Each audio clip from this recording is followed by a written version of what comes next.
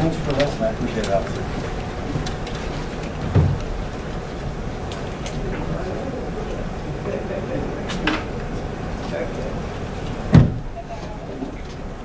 First and foremost, I want to thank everyone for being here today. Today, the city of Hawthorne is going to take the lead throughout the country, and we're going to look into mandating our great officers to wearing cop cams. I think this decision that I came up with last week, and also talking to the chief himself and his concerns and his issues, and also his pros and cons of this particular issue, was heavily thought over, and we came to an agreement that this would be extremely important if the nation followed our lead on this. This is an issue that has been around on the table for over a decade. I think it's important that elected officials must step up to the plate and take the lead on this. If we don't, there will be more issues and more indecisiveness and other issues that things that are just not clarified. And I think us taking the lead on this is very important. Citizens of Hawthorne deserve something like this. The state of California deserves this. The nation deserves this. In every case, we're not going to always have all the answers, but this is the perfect step we need to do to make sure we can get clarification on a lot of national issues, local issues, state issues. With that being said, I would like to introduce our chief, our great chief, Chief Baker. Good morning, ladies and gentlemen. I'll be brief here and capitalize on what the mayor has begun. First off, a bit of history. We have taken great pride in the Hawthorne Police Department to be one of the more progressive agencies within Los Angeles County and national law enforcement. We don't fear taking on new endeavors. We look for better ways to do police business and serve the community better. This goes back more than 20 years. We were one of the first agencies that had cameras in our police cars. So the evolution now of technology and better tools to make our officers safer, to make the accounts of what happened more factual, are always endeavors that we look to implement. Several months ago, we started a structured deployment of body cameras within our agency. It was done on a tactical basis to figure out what the pros, what the cons were, what values, what characteristics they enabled us to use and defend, and how we could better provide quality police service resultantly. So with that being said, in light of what has happened here recently nationally, this is not something new that the Hawthorne Police Department is reacting to. It is something that has already been on our radar and forthcoming. So I'll close by saying I applaud the mayor for capitalizing on what appears to be a new progressive tool that law enforcement can look towards, analyze, and see if it can push out a better way to make our community feel safer, to make our officers safer, and to make the actual work that they do day in and day out more transparent. I will be the first to tell you that these cameras have the potential to shed more factual light on incidents, and they will also shed the light of what law enforcement across the nation, but particularly here in Los Angeles County, faces routinely, and the engagements that they face routinely, and they still triumph professionally and justifiably. And hopefully the citizens will see this factually on video and have an even deeper trust in the men and women of the Hawthorne Police Department. Thank you. All right, we're willing to take questions. Governor, would you say, in light of recent incidents, can you expand on that? Can you talk about what has brought this to your mind? Well, obviously, nationally, the Mike Brown situation was a huge issue. Without having all the facts, the first thing that popped in my mind was, what if the officer was wearing a camera?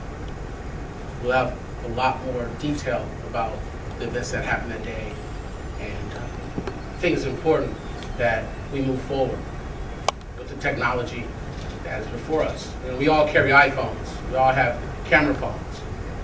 Google can place you anywhere within a 50-foot radius throughout the world. While we have limited resources to move this particular item forward, I think there's no value in one's life.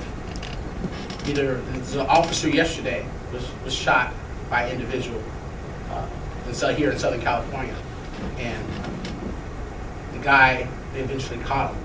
However, you know, the information with a camera will kind of limit the amount of negativity even the public will, or harm to an officer that would bring upon to our officers. So I think it's important on both sides for a public safety issue. Mayor, how do you plan to proceed at this point? Do you hope to get a grant like the city of LA is doing, or No. where does the money come from? How many cameras do you want to do? No, every officer, we have between 92 and 99 officers right now. We are in works of hiring more officers currently. But every officer moving forward, in my personal opinion, once they put the car in park, before they open their door, I think you should press record. It would be a huge safety uptick for constituents and the officers themselves. Right, but in terms of how you make it happen, plans for where the money comes from, how many cameras you're going to buy? In my personal opinion, I don't care where the money comes from. I know this is an immediate issue, and in my personal opinion, if we have to go out our general fund to get the finances for this, I have no problem with that.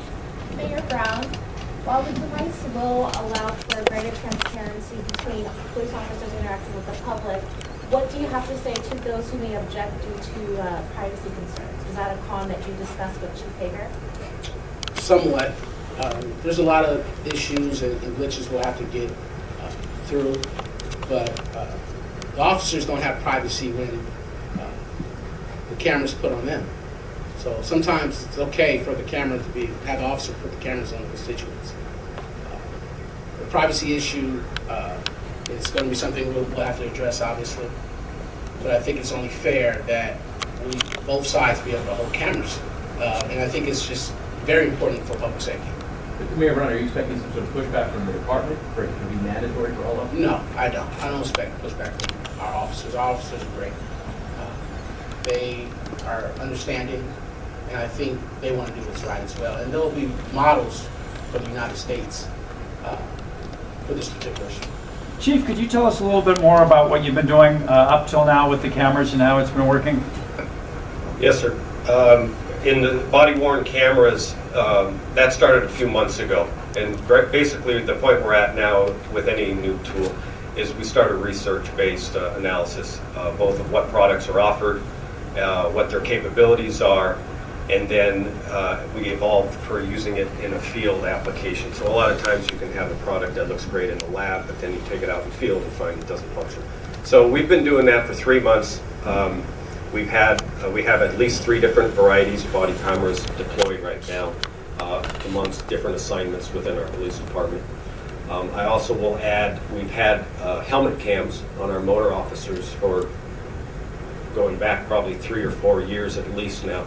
So we've had different versions of recording device media out there and in application modes to figure out what works best for us. I do want to emphasize, especially with some of the last questions to the mayor, this is a process, and his police department, we've already begun that process. We are by no means the tip of the spear on this issue. There are many police departments around who already deploy this on a larger scale than we do.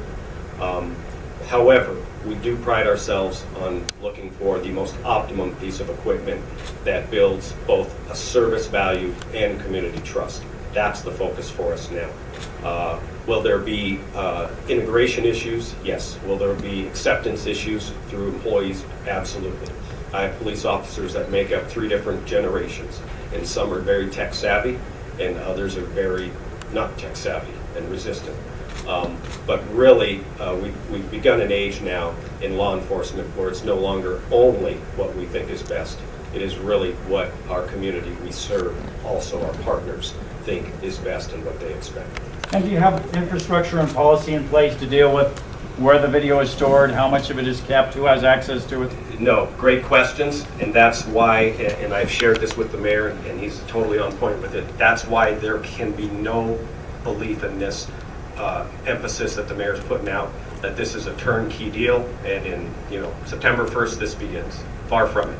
The infrastructure questions, the privacy aspects of taking a camera into people's home, law enforcement based, has a lot of protections. However, in non-law enforcement based circumstances, what are those avenues that you have to follow? Many questions to be answered yet. But I will echo, this is the wave of the future. So regardless if we don't have those answers now, that is the trend and that is the direction we're going, so they will come. No, one more question. I'm sorry. That's a subjective basis. I will tell you, every month that goes by, I have a growing complement of officers asking for the cameras. No. Exactly for what you would assume, to better show their side of the story, to better mitigate complaints. There's case studies that you can research and find on your own, but I will tell you, even presently, without a policy that mandates our officers from carrying this type of equipment, those who do, I literally cannot find exception to the fact that we can mitigate almost every complaint that comes into us when we tell the complainer, understand what your complaint is, let us go back and look at the video. With almost without exception, I can tell you it mitigates by far all the improprieties, all the ugliness, and all the insults that they allege upon officers. So really, this tool, in my mind, everything I do is built around taking care of my department, taking care of my officers, putting the best product out there. If this tool can make the great job they do more visible to the Hawthorne community, then that's the tool I want. What would you say your percentage? You said about 90+ officers on the force. Said what to do. So every time I go to the window, I wear this thing and I record the event. I'm also a motor officer. I wear one on my helmet so that I can record all the traffic incidents, traffic stops that I do, just for documentation purposes. So there's no dispute about what I said and what they said. A field episode comes to mind where it's come in handy? I've been here a long time. There's plenty of, whether it's my helmet cam, my chest cam, or the vehicle cams that I've reviewed. As the chief said, in 99.9% of the circumstances, it corroborates the statements of the officers. It's clear cut, it's factual, it shows exactly what happened, and in 99.9% of the time, it's exactly what the officer said. And it's on more than one occasion, I've told the people who come in to complain, let me look at the video, and I'll get back to you. And they either immediately leave, the story changes, or I look at the video and I let them look at it, and it definitely helps cut down on the continuation of the problem. Lieutenant